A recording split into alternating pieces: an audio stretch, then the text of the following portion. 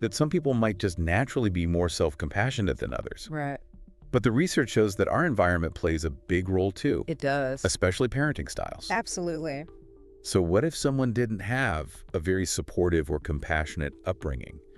Can they still develop self-compassion later on? Absolutely. That's good to hear. Yeah. So how can parents and teachers, all the caring adults in a young person's life, Right. how can they help kids and teenagers develop self-compassion? Any practical tips? One of the most important things is modeling self-compassion in your own life. Kids are super perceptive, you know? Yeah, they pick up on everything. They see how we behave, Right. what our attitude is, even if we don't say it out loud. So if I'm always putting myself down, Yeah, my kids are probably going to learn to do the same thing. exactly. It's crucial to show kids that it's okay to make mistakes, Yeah. to be imperfect, Uh-huh. and to treat ourselves with kindness, even when we mess up. So walk the walk, don't just talk the talk. Right, exactly. We have to embody self-compassion if we want to pass it on to the next generation. It's about showing them what it looks like in action, Exactly. not just telling them about it. Right. We also need to make sure they feel safe expressing their feelings Absolutely. without feeling judged. Yeah. That means really listening to them, validating their experiences, Yeah, helping them understand that all emotions are okay, right. even the unpleasant ones. So no more telling them to toughen up Yeah. or dismissing their feelings. Right. We create a space for them to actually feel their emotions Yes. and process them in a healthy way. Exactly. It makes me think about how we react when kids make mistakes. Instead of punishing them or criticizing them, Yeah. we can see those moments as opportunities for learning. Exactly. When a child makes a mistake, Yeah. it's a chance to guide them with Ah. compassion and understanding. We can help them figure out what went wrong, Yeah. brainstorm solutions, Right. and encourage them to try again without being afraid to fail. So we shift from you did something wrong Right. to let's learn from this together. Exactly. I love that. It's about fostering a growth mindset It is. where mistakes are seen as valuable lessons, Yes, not personal failures. exactly. This all seems so important for raising kids who have healthy self-esteem It is. and resilience. Absolutely. But how does this apply to adulthood? Does self-compassion become less important as we get older? Actually, research suggests that it might become even more important. Wait, really? Why is that? Well, as we age, Yeah. we just naturally face a wider range of challenges Ah. and transitions. We might have career setbacks, relationship problems, Right. health issues, the loss of loved ones. Life can get pretty complicated. Exactly. And without self-compassion, Yeah. those experiences can really send us into a spiral Yeah. of self-criticism and despair. Self-compassion helps us through those tough times. It does. Like a buffer It is. against the inevitable hardships of life. It allows us to acknowledge our pain and our struggles without being completely overwhelmed by them. It's like a life raft that keeps us afloat, Beautiful analogy. even in the roughest seas. And studies have shown that self-compassion has all sorts of benefits for older adults. Like what? It's linked to greater life satisfaction, Okay. lower levels of stress and anxiety, and even better physical health. So it's not just a nice idea. No, It actually impacts our well-being it does. throughout our entire life. Throughout our entire lives. And it's never too late to start cultivating it. That's great to hear. It doesn't matter how old you are Yeah. or what you've been through, Right. you can learn to treat yourself with more kindness and understanding. Before we move on to the next section, Yeah. are there any other key takeaways from the article? Yes, the article also talks about self-compassion as a sign of maturity. Oh, interesting. It suggests that people who are highly self-compassionate Yeah. tend to have greater emotional intelligence. So it's not just about being nice to yourself. Yeah, It's a sign of emotional maturity it seems that way. and well-developed coping skills. Exactly. Self-compassionate people are better at regulating their emotions, Uh-huh. navigating difficult situations with grace, and maintaining healthy relationships. They're like emotional ninjas. They can handle anything with grace and compassion. In a way, yes. They've got the inner strength to face life's challenges with more resilience and wisdom. Exactly. Okay, so we've talked about what self-compassion is, Right. the benefits across the lifespan, and some practical tips for cultivating it. Yeah. Now, I'm curious to hear your thoughts on how self-compassion relates to personal growth That's a great question. and development. How does being more self-compassionate help us become better versions of ourselves? One of the most fascinating things about self-compassion is that it doesn't make us complacent or passive. Okay. It can actually fuel our motivation to grow. Wait, really? That seems counterintuitive. How can being kind to myself make me more driven? Think about it this way. When we're constantly criticizing ourselves, we create a lot of inner resistance and fear. And that fear of failure can actually hold us back Oh, I see. from taking risks or going after our goals. So it's like our inner critic is sabotaging us. Exactly.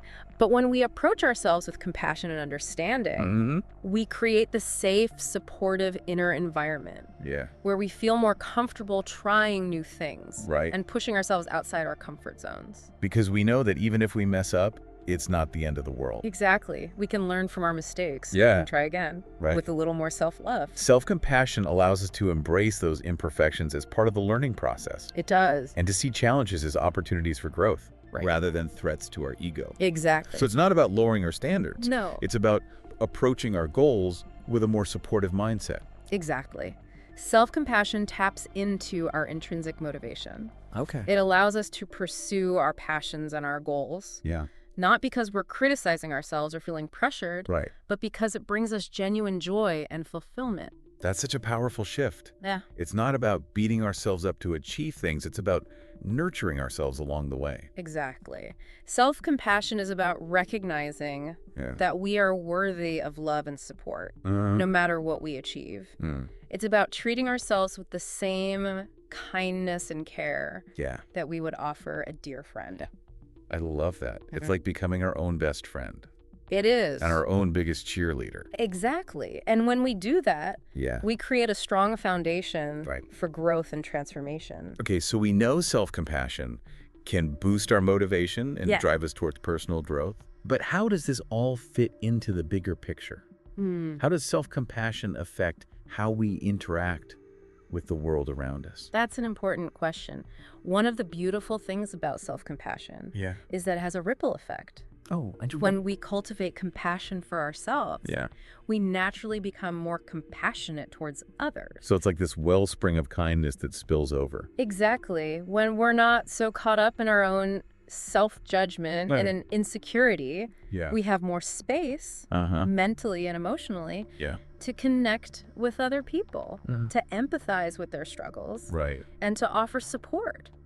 This makes me think about how self-compassion can impact our relationships. Yeah. If we're always criticizing ourselves, we're probably more likely to criticize other people too. That's a great point. Self-compassion creates this more loving and accepting environment inside us. And that naturally extends outward. Right. So instead of approaching relationships from a place of neediness or insecurity, we come from a place of wholeness and self-acceptance. Exactly. And that allows us to build healthier, more authentic, and fulfilling relationships. So self-compassion isn't just about personal well-being.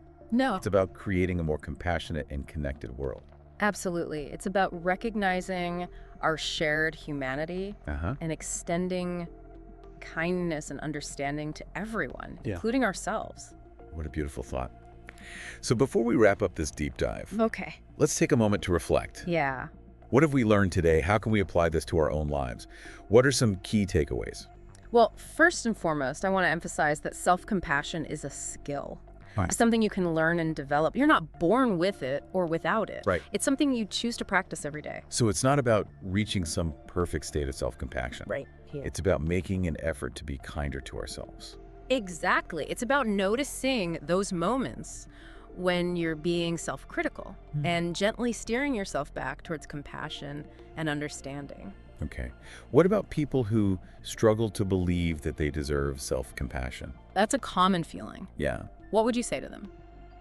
I would say that you are worthy of compassion, just as you are. You don't have to earn it or prove it. You are inherently deserving of kindness and care. That's a really powerful message. We tend to put so many conditions on our self-worth. We do. We think, I'll be kind to myself when I lose weight or get that promotion or achieve that goal. But self-compassion is about being kind to ourselves right now. It is. Unconditionally. Exactly. It's not a reward for good behavior. It's something you can practice no matter what your circumstances are. It's about recognizing our inherent worthiness just because we exist. Exactly. And another key takeaway is that self-compassion isn't selfish. Right. In fact, it's crucial for having healthy relationships. And creating a more compassionate world. Exactly. When we're more compassionate towards ourselves, we naturally extend that compassion to others. So it's not about isolating ourselves or becoming self-absorbed. Sure. It's about building a more loving and connected world. Yes. Both inside and out. Exactly. It's about recognizing our shared humanity and offering kindness and understanding to everyone, including ourselves. This conversation has been so insightful and inspiring. I'm definitely feeling motivated to make self-compassion a bigger priority in my life. Me too. And to spread the word. Yeah. But before we go, any final thoughts for our listeners? Yes, I would encourage everyone to check out the many resources available on self-compassion. There are great books, articles, websites, lots of guidance and support out there. And remember, practice makes progress. Right. Don't get discouraged if you fall back into old habits. Yeah. Just gently guide yourself back to compassion and keep practicing. Those are great words of advice. Where can our listeners find some of these resources? We'll be sure to include links in the show notes. Absolutely. A great place to start is selfcompassion.org. It's full of information about the science and practice of self-compassion. They've got guided meditations, exercises, even workshops. That sounds great. And for people who prefer reading? There are some excellent books out there. Yeah. Like Self-Compassion, The Proven Power of Being Kind to Yourself by Kristen Neff. Okay. And The Mindful Self-Compassion Workbook by Kristen Neff and Christopher Germer. Fantastic. We'll be sure to include those in the show notes as well. And remember, self-compassion is a lifelong journey. Yeah. It's about constantly learning, growing, and expanding our ability to be kind to ourselves. So it's not about reaching some perfect state of self-compassion. No. It's about embracing the process. It is. Of self-discovery and growth. Exactly. Self-compassion is a gift that we give to ourselves and to the world around us. What a beautiful way to put it. I'm definitely feeling inspired to explore the power of self-compassion even more. Me too. And to share this message with others. Thank you so much for this amazing conversation. It's been my pleasure. And remember, you are worthy of love and compassion just as you are. It's really incredible how just this one idea, self-compassion, can touch on so many different parts of our lives. It really shows how connected our inner and outer worlds are. Yeah. So much of what we've talked about today comes down to remembering that we're all human. We're all imperfect. We need to be kind to ourselves and understand that it's okay to not be perfect. And that extends to other people too. Right. As we develop more self-compassion, we become more aware of other people's struggles. We develop empathy and connection. What really strikes me is how self-compassion seems to be the key to unlocking our full potential. It's not about settling or becoming complacent. Right. It's about creating the supportive environment within ourselves.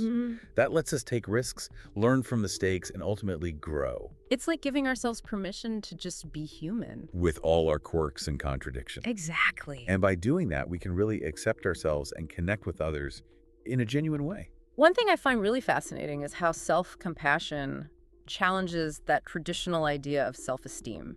You know, the one that's all about comparing yourself to others and competing. Oh yeah, self-esteem can be so focused on that. It can. Self-compassion seems like a much healthier and more sustainable path to well-being. I agree. It's not about inflating your ego or trying to be better than everyone else. Right. It's about recognizing your worth just because you exist. This whole deep dive has really made me question some of my own beliefs about self-worth.